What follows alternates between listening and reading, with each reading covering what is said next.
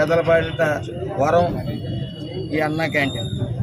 మరి గత ప్రభుత్వం ఎప్పుడు లాక్కోవటం దోచుకోవడం తప్ప పెట్టడం అలవాటు లేని వైఎస్ఆర్ ప్రభుత్వం ఈ యొక్క అన్నా క్యాంటీన్ తీసేయడం జరిగింది. మరి పునఃప్రారంభం ఈరోజు అన్నదానం క్యాంటీన్ ఈరోజు పునఃప్రారంభమైంది. సుమారు 350 మందికి టిఫిన్తో పాటు 350 మందికి భోజనాలతో ప్రారంభమైంది.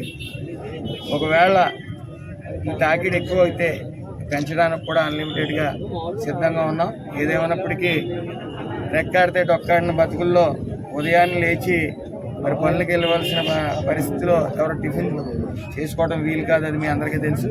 మరి అలాంటి పరిస్థితులు ఈసారి కొత్తగా కూడా టిఫిన్ పెట్టడం అవసరం. ఇడ్లీ 3 ఇడ్లీ చట్నీతో, అలాగే ఒకవేళ పూరీ కావాలనుకుంటే 2 పూరీ అందుబాటులో ఉంచుతారు.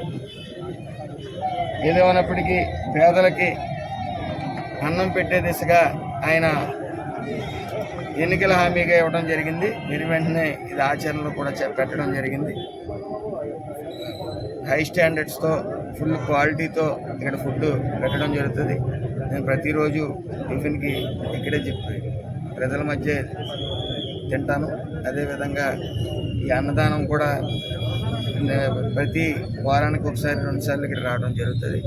మరి పేదలకు కడుపు నింపే ఈ అన్నా క్యాంటీన్లు సుమారు 100 క్యాంటీన్లు ఈరోజు స్టార్ట్ అవుతూ ఉన్నాయి.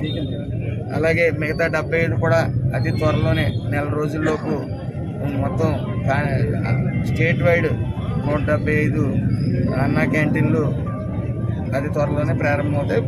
ఈరోజు అయితే మాత్రం 100 క్యాంటీన్లు ప్రారంభమవుతూ ఉన్నాయి.